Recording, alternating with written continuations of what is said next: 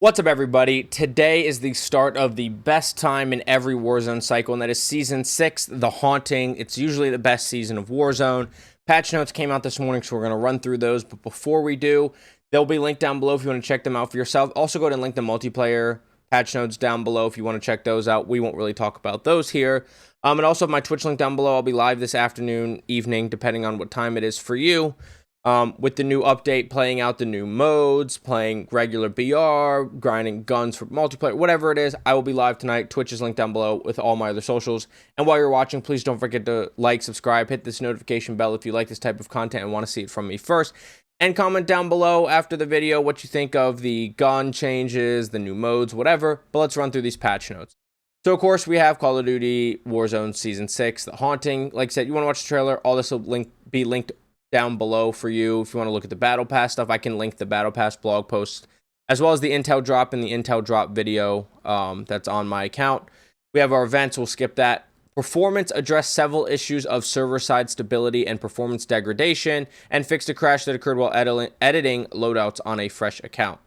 Customization increased animation rate and emissive intensity of the Orion MWIII Mastery camo, added a scrolling animation to the Penny camo, and removed a duplicate suited Aegis calling card from the selection menu. Warzone map updates. Rebirth Island is getting the Hellspawn variant. Devilish Tentacles, a Blood Red Ocean, and Crimson Vegetation now dominate the landscape. Venture into the prison and lighthouse to encounter foul anomalies and ominous shadows. The factory and dockyards are filled with unnatural red waters and fleshy growths. Lightning crackles as grotesque sights and eerie threats await around every corner. Enter Hellspawn if you dare. Vondel, it's just a night version of Vondel. I wonder if it'll be the same. I wonder if we'll have like the Red Rivers like we did last night, but I guess we'll see. New limited time modes, Purgatory, which is only on the Hellspawn. Yeah, Hellspawn, Rebirth Island map variant. We talked about this in depth more in the Intel Drop video, and it's more into the Intel Drop article. If you want to read more about it, we can read it here, or pause to read, sorry. The duration is going to be for 4 weeks, so the first half of the season. Then Zombie Royale is going to be on Hellspawn weeks 1 and 2, and Vondel Night weeks 3 and 4. That's going up to the mid-season. I think everyone's freaking out about no big map haunting event. I think that's coming in the mid-season.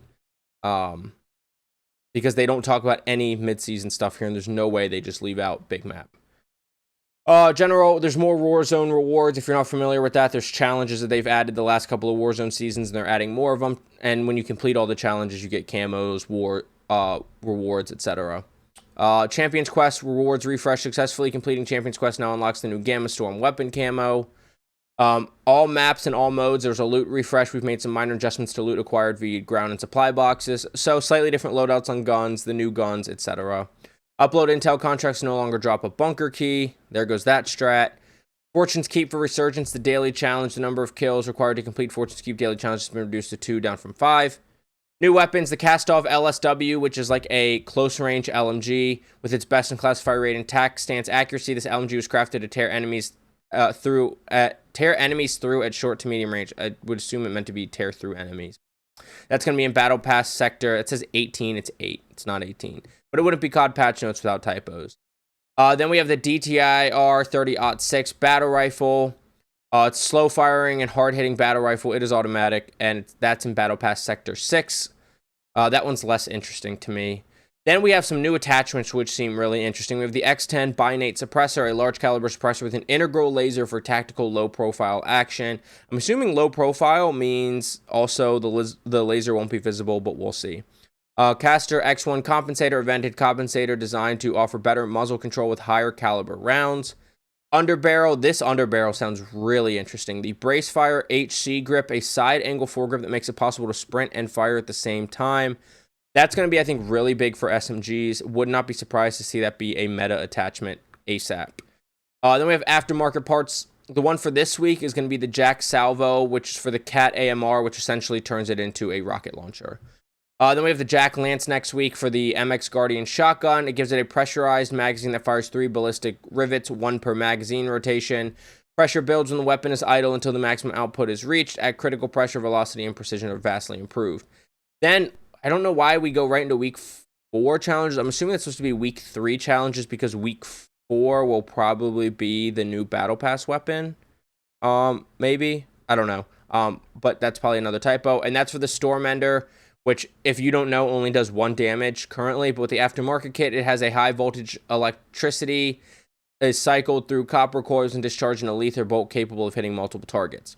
So now the important stuff, we have weapon adjustments. The BP-50, the far mid-range damage is range is increased, but the Jack Revenger conversion kit, which is big for the BP-50, it was arguably the best SMG by the end of last season, had its near mid damage increased, so that's a buff, and its neck modifier decreased.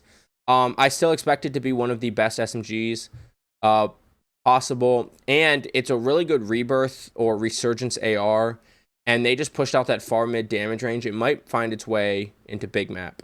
Then we have the Holger 5.56. Its max damage range was increased, which is the close range damage. The MCW gets yet another buff with the near mid damage range and the mid damage range increased. The MCW, I mean, it needs more damage, but they just keep buffing until it's meta. Unless they buff it again in the mid-season, it's never going to quite see its day. Then we have the MTZ 5.56 with the headshot modifier increased. It's okay. The STG 44, a big one that people want to see nerfed, only got nerfed in the max damage range and the near mid damage range. But the mid range is still going to be the same. But lower torso modifier decreased and lower arm and hand modifiers decreased. I expect this to still be the dominant AR. If you're going long range, I think the Polmiot is the best option overall. But mid range and aggressive players are still probably going to use the STG. Then we have the SVA 545, near mid damage range increased. M13C from Modern Warfare 2 decreased sprint to fire time, so it's a buff. MW2 M16 had the Jack Patriot conversions max damage range increase, near mid damage range increase, and mid damage range increased. It's never going to quite be meta. It's usable, especially if you're a really good player, but the recoil is kind of wonky, and it's just like a Y. Then the TR-76 Geist had its aim down sight time decreased, so that's a buff, but it's just another gun people don't use. Then we get into the battle rifles. They decreased horizontal recoil, decreased vertical recoil, and increased firing aim stability, aka visual recoil. I've wanted to go back and explore MW2 metas. This gives me a little more reason to just do it for fun. Then we have the FTAC Recon from MW2, decreased horizontal and vertical recoil. The Lockman 762, same thing as the Cronin Squall, decreased to horizontal and vertical recoil and increased firing aim stability. And the TAC V, decreased aim down sight time and increased firing aim stability. That's definitely an interesting one. AMR submachine guns, AMR 9, max damage and mid damage ranges increased as well as the lower torso modifier. HRM, max damage range increased, lower torso modifier increased. I'd like to see this thing be meta again. It was fun. Great iron sights on the one long barrel. The Ram 9, max damage range increased and mid damage range increased. Would also like to see this back in the meta. Just another fun gun. The RAL from MW2, the Jack Protein conversion kit, which was quietly meta the last few weeks of the season, because you could 2 to 3 shot people from like any range. Its headshot as long as it's on single fire. Headshot modifier decreased significantly. Neck modifier decreased a lot. Upper and lower torso modifiers decreased a lot, and arm modifier decreased a lot. So forget that conversion kit. That is gone. Then the spear. Fixed an issue causing fists to retain increased damage after depleting thrown spears. Timmy Toucans had a hilarious clip where a guy challenged him to boxing and he didn't know about this bug, and then landed on him, challenged him again, and it's just a funny clip. Warzone ranked, it's going to end early on October 17th. It's on Resurgence again. Not anything I really care about too much because they just changed rewards, and oh well. And then bug fixes, fixed a menu performance degradation that occurred when tracking challenges, fixed an issue causing parties to disband upon transitioning to Warzone, so from multiplayer, and fixed an issue causing UI performance issues when players in a party enter Warzone mode from the front end. So that is it. It's really interesting. They have for regular updates about Call of Duty Warzone, Modern Warfare 3, Cold War, and Modern Warfare Zombies, Modern Warfare 2. It's funny that they link all these down below because people don't really care anymore. But yeah, that's our patch notes. Like I said, this will be linked down below. My Twitch is linked down below if you want to join me live this afternoon and evening. All my socials are linked down below. Intel Drop's linked down below. Intel Drop video I put out is linked down below, as well as the Modern Warfare 2 patch notes if you want to check out any of that on your own. But I will see you on Urzikstan. Hellspawn and Vondel Knight. Get frying. Have a good day. Bye.